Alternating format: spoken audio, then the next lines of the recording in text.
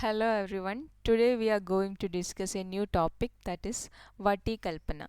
This can be compared to pills or tablets in modern pharmaceutics. So let's go to the introduction. Vati Kalpana plays an important role in pharmaceutics of Ayurveda, owing to many advantages like easy administration, palatability, convenient form for dispensing, and transportation. So here Vatikalpana is a pharmaceutical procedure in which the powder of raw drugs, that can be either Kashtaushadhi or Rasaushadhi or a mixture of both, are triturated together with certain kvata or juice or swarasa or even honey, and the medicines are prepared in the form of pills or tablets. Acharya Shargadhara mentioned many synonyms for Vati or Gutika, that is Modaka, Vatika, Pindi, Guda, Varti, etc. So let's consider the shloka, that is Vatakaschada Katyande Tannama Gutika Vati Modago Vatika Pindi Gudo Vartis Tadochyade. This synonyms resembles the shape of the formulation, that is Gutika.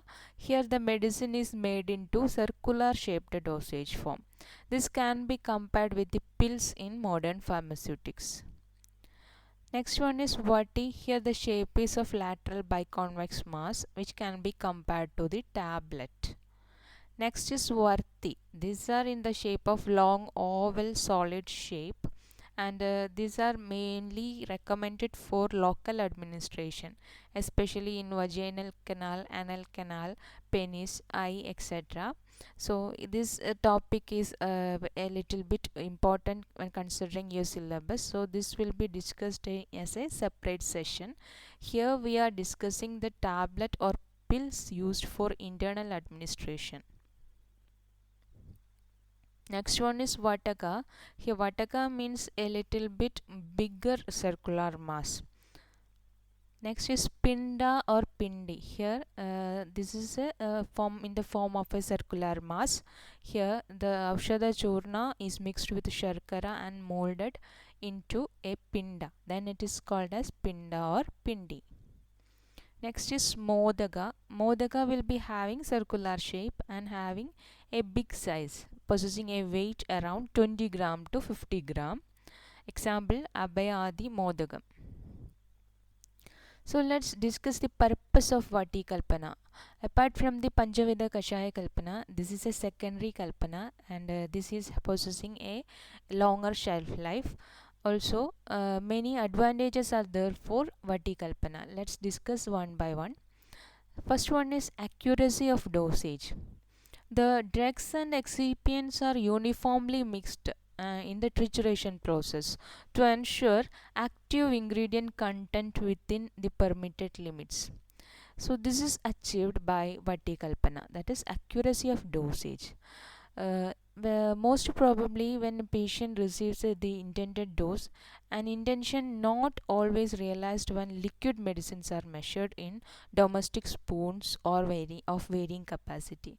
Suppose if we are prescribing a quata, and the patient will take a spoon which is available at household, and the quantity measured will not be accurate, like 15 ml quada if we are prescribing, it will not be up to the prescribed dose, and errors are usually happening in case of using these domestic spoons.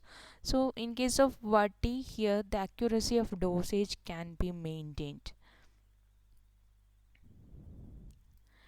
Next one is stability. Here this drug is in the solid form, and solid dosage forms are usually more chemically stable and having potency for long time. And also it helps retaining the volatile principles of drugs. Suppose if we are using kasturi, camphor, etc., like aromatic herbal plant materials, their volatile principles can be retained because we are not subjecting these things to paga, agni paga, in case of these volatile drugs. Also, third one is patient acceptance. Pills containing nauseating drugs can be covered with a protective coating to mask the taste. So, owing to their comparatively small size, pills can be carried by the user without inconvenience and thereby permitting regular dosage, a condition not always easy to achieve with liquid medicines, as we have already discussed. In case of liquid medicines, it is not achieved at all. Third one is economy. Pills are made by mass production method on machines of high efficiency and output. They also represent a rapid and economical means of dispensing also. Now let's discuss the types of vati. In the Ayurvedic pharmaceutics, two types of vati preparations are mentioned. That is, first one Agni Sadhya vati and second one is Anagni Sadhya vati. According to Acharya Sharangadhara, Lehavat Sadhyade Vanno Gudo va Sharkara Adava Guggulurva Kshibe Tatra Churnam Tan Nirmita Vati Kudyat Avanni Siddena Kuchit Gugguluna Vatim Drevena Madhuna Vapi Gutikam Karayet Buddha. So, first one is Agni Sadhya. Here, the Leha Paga is doing. That is the sugar or jaggery content mentioned in the vati or guggulu is made like lehya on mild fire. Then to this lehya paga we are adding the powders, that is churna form, drugs in the churna form, and which will become a soft mass like paste. From this what is to be rolled into circular shape.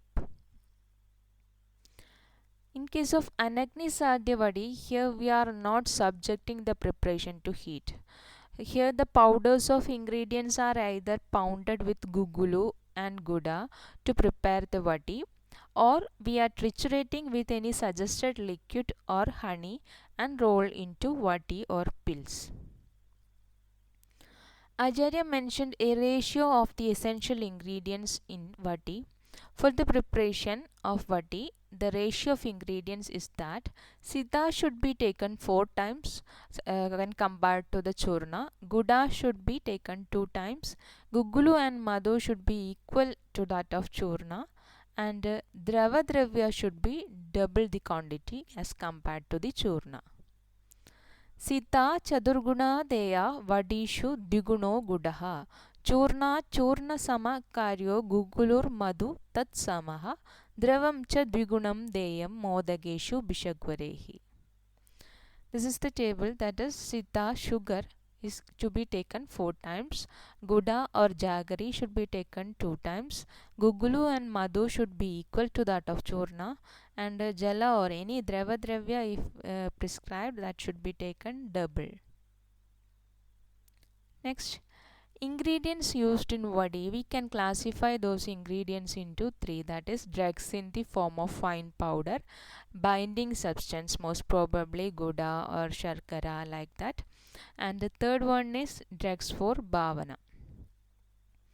Drugs in the form of fine powder, that is, churna is the dry fine particle of the drug. This fine powder of the drug is prepared by grinding in pulverizer or pounding in ulughalayandra after getting through sieving by sieve number 85. Then second one is the binding substance or sweet substance.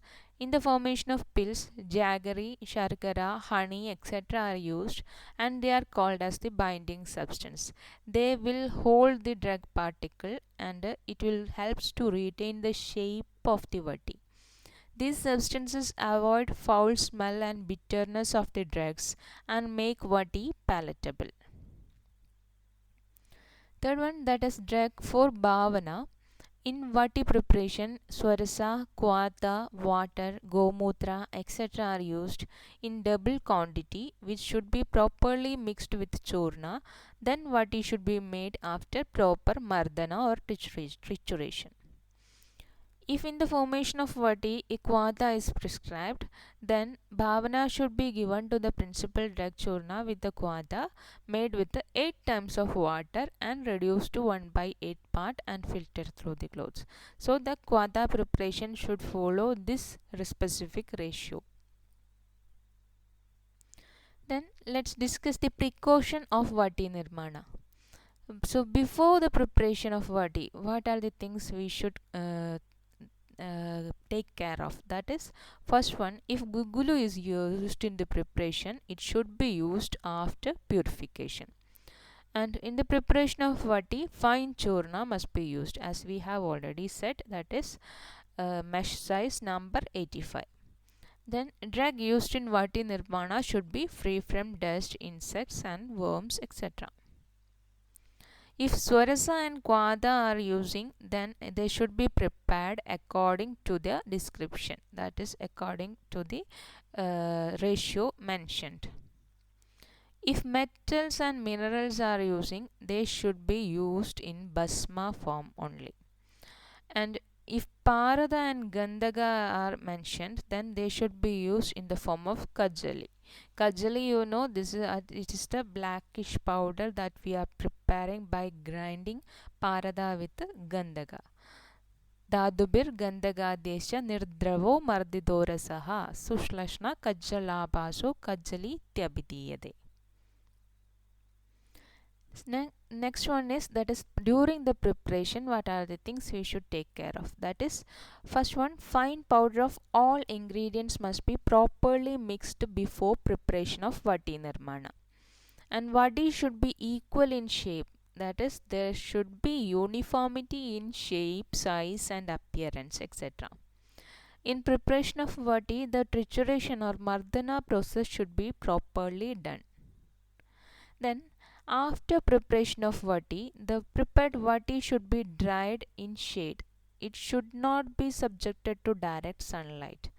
And prepared vati should be kept in airtight container. So let's discuss the shelf life of vati. According to Acharya Sharangadhara, it is described as 1 year. And under the rules of Drug and Cosmetic Act 161B, it is given as 2 years if it is preserved free from moisture. And in case of Rasaushadis, that is Vatika containing Rasaushadis, this shelf life is more than 2 years. Now let's discuss the dose. The dose is usually mentioned as 1 karsha, but according to the bala it can be assessed and advised. Then this dose is for vati prepared from herbal medicines. In case of Rasaushadis, this dose is much low, that is around 125 milligram. So next is Gugulu Kalpana, that is you know, Gugulu is the exudate of Commiphora mukul, that is exudate means niryasa.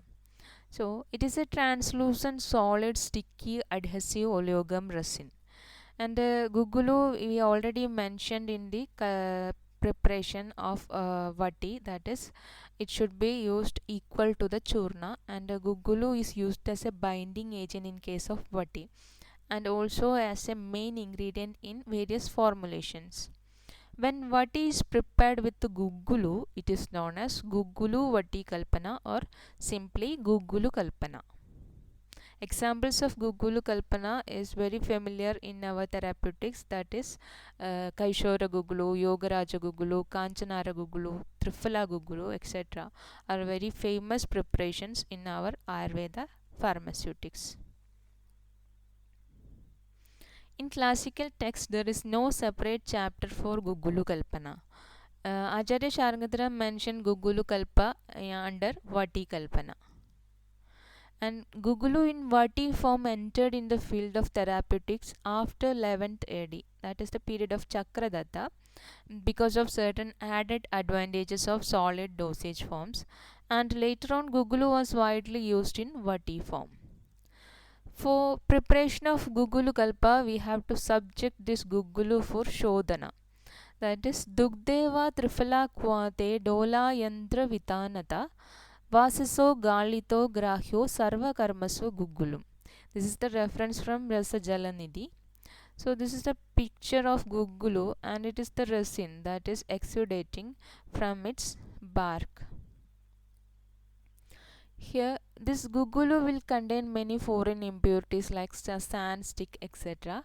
So, we have to take this raw gugulu and visible foreign matters like these impurities are removed manually, and it is bundled in double layered cotton cloth, and we have to prepare the pottery. Then this pottery is suspended in a dolayantra containing Triphala Quada or Dugda or any media as described in the classics.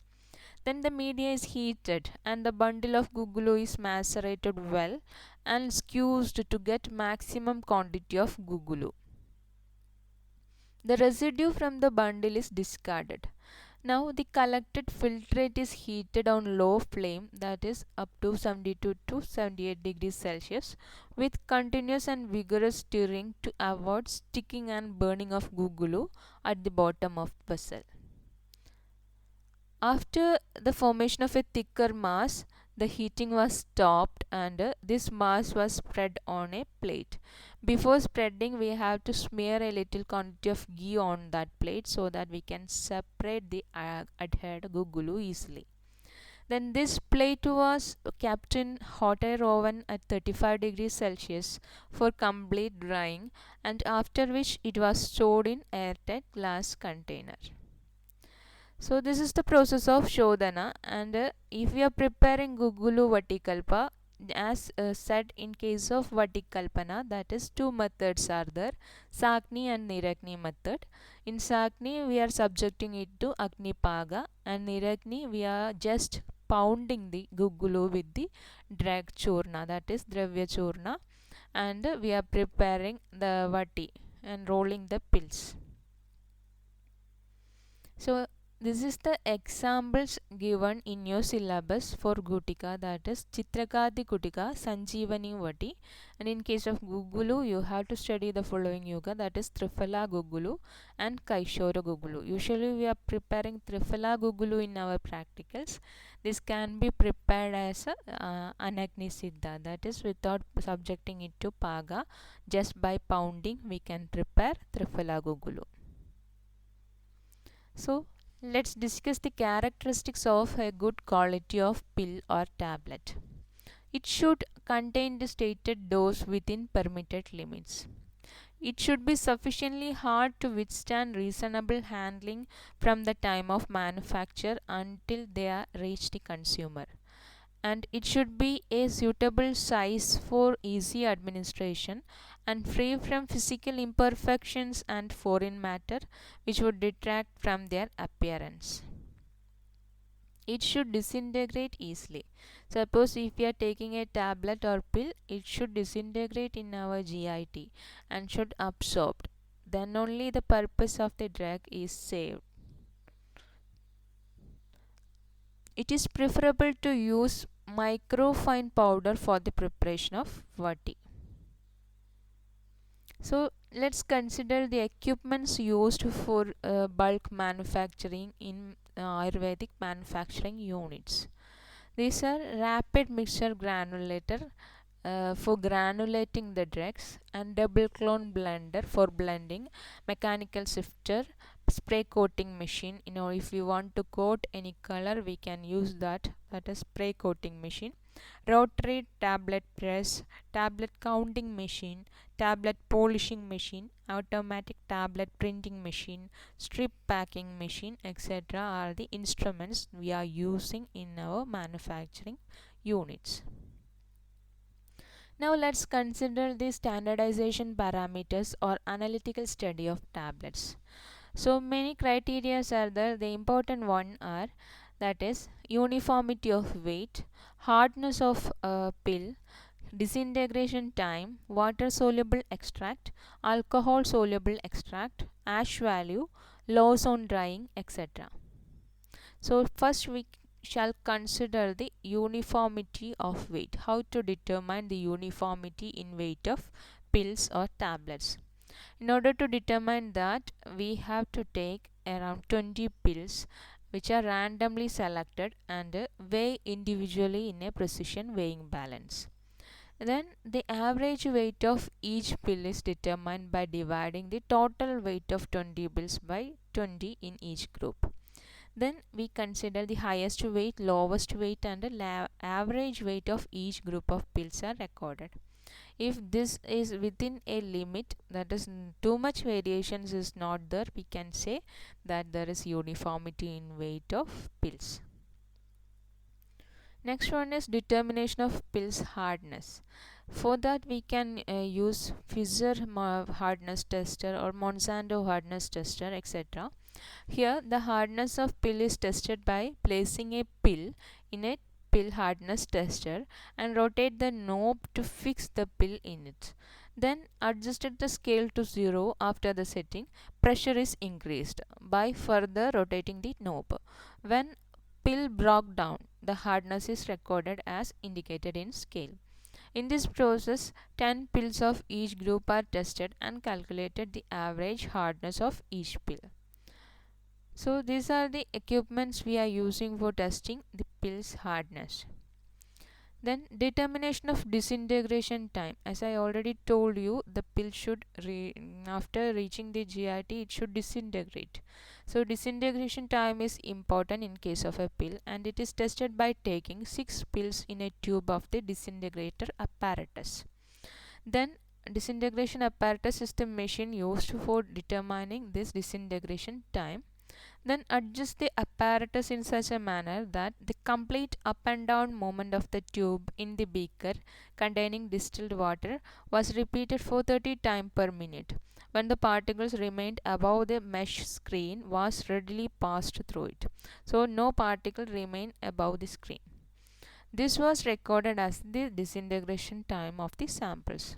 So this is a equipment, that is the disintegration apparatus tester for determining the disintegration time. Next is determination of water soluble extractive. Water soluble extractive of pill is tested by taking about 5 gram of accurately weighed of weight air dried pills sample, and it is taken with 100 ml of water in a conical flask.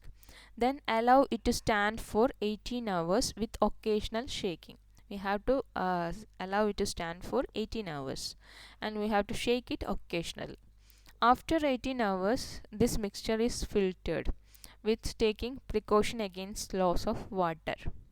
Then 20 ml of sample filtered is taken in previously weighed porcelain evaporating dish, and this is placed on a hot water bath and dried constantly in oven.